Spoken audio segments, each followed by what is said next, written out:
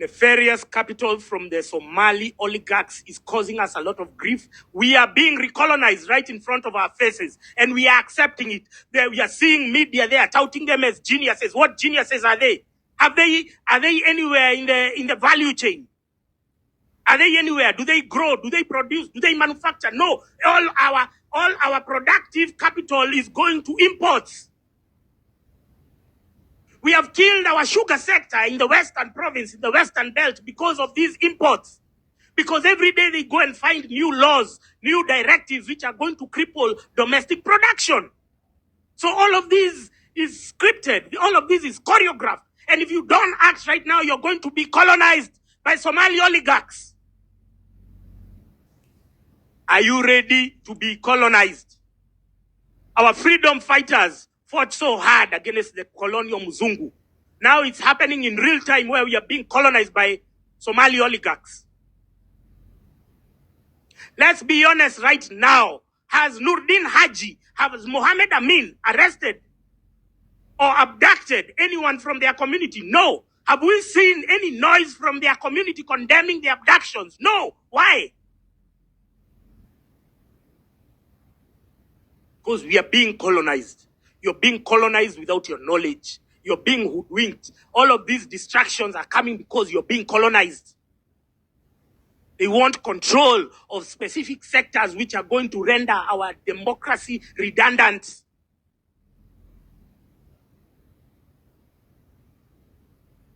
They have already captured IEBC. They have already captured NIS. They have already captured DCI. They have already captured EACC. They now want to capture the judiciary. What more do we have in our democracy? These are the levers. These are the functions. These are the separation of powers. And all of these have become, they've been infiltrated.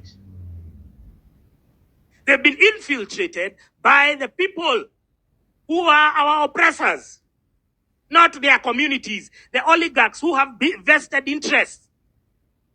And I spoke about Russian oligarchs being expunged from the British financial system. If that could happen there, why can't it happen to us? Because we know this money is the one that is being used to capture our government structure. Is the one which is being used to bribe the MPs so as to pass flawed and faulty laws. It is the one which is being used to bribe the judiciary.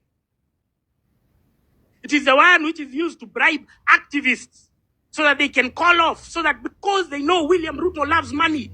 He loves money. If you present money to him, he will take it in the immediate. So they know with him in office, their interests are secured. Then we can kill the domestic economy so that we can they can leave us dependent on their imports. And from the imports, they can sell, they can determine the cost of our commodities, even our food. They can determine it. Because they have made it difficult to grow food. They have made it difficult to produce, to manufacture. So we are dependent on whatever they import. They get cheap shit from Turkey or China. They come and sell us expensively. They become outrageously and outlandishly rich and fabulously wealthy. They've been using that money. They get Chinese contractors to go and build flats in Kilimani. Kilimani, those flats, they look like human zoos. They look like human zoos. And then you're being sold for that shitty unit for 20, 30 million. You're going to be paying your entire life for a mortgage for a shitty apartment. Because they are laundering their proceeds of crime. They are laundering the money that they have used to corrupt the system, to capture all the levers of power. And they can flow their commodities, they can flow everything, their goods, their imports duty-free.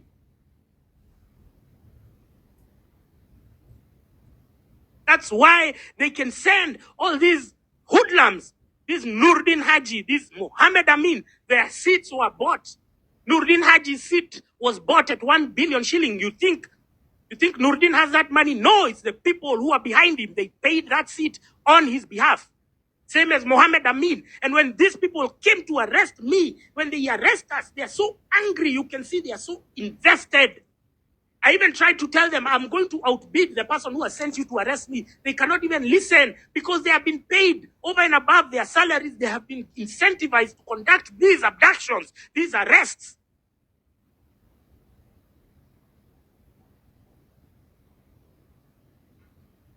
So do we sit? Do we just sit and wait to be recolonized again?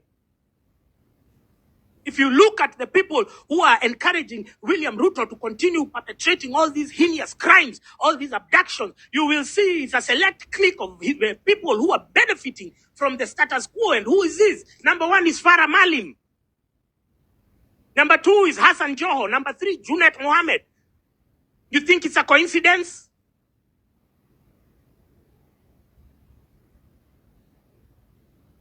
We are being recolonized as you watch right now. And if you don't move swiftly, if you don't follow my instructions, you're going to find yourselves back where our freedom fighters, our forefathers fought so hard to remove us from. How does the Director of National Intelligence abduct a son of a sitting cabinet secretary? How? Have you ever had that in your lives? Would it happen in a functional democracy? Would it happen in America? Why do we claim that we have a functional democracy while everything that has happened have all the hallmarks of this is a despotic regime? We are in a one-party state, and we are claiming that we have democracy because we have a few the media idiots here saying that we have free media, but there is no free media. If you look at what is written on The Nation, is what is written on The Standard. If you watch news, you flip the channels, it's the same crap. So do we really have an independent media? No, that's why they are so threatened by social media, because every day we are telling the truth. Every day we are overcoming all the boundaries they have erected for us to stem the flow of information. We are now talking to the people who they've been lying to, who are the foreign their foreign masters, the foreign diplomats. We are talking to them directly, and we are telling them, like now, the king and queen of Netherlands don't visit Kenya. They will try and dissuade and purport that we are not getting anywhere, but we are gaining ground every day. And I can tell you for free, the noise that we are making every day. Don't relent. You people, you are even the least. We are not asking for your fucking money. You undermined our democracy by being distracted to those clowns, those jokers. You made our work because of your inherent stupidity. You made our work so difficult. And even now we are telling you, we don't want your fucking money. We just want you to retweet. We just want you to tweet. We just want you, when you say send an email. And that seems like a tall order because you guys, you're like silly, petulant brats. You think you know what is happening. You have no clue what is happening. You have no clue what you have set us up for. Because of your stupidity. Because of your penchant for big distractions and sideshows and lies.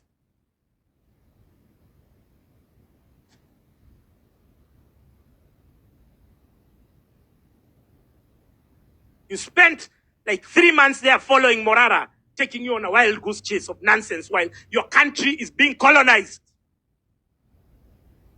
Your fucking country is being colonized.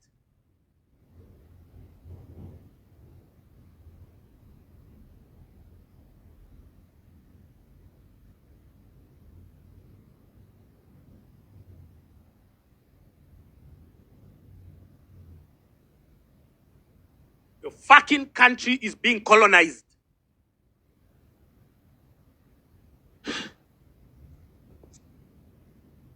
So this is what we are going to do. Listen here. This is what we are going to do. We are going to start soft and then we are going to grow.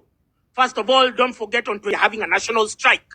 National strike is not going to work. No opening your business, no taking your kids to school. That is our first step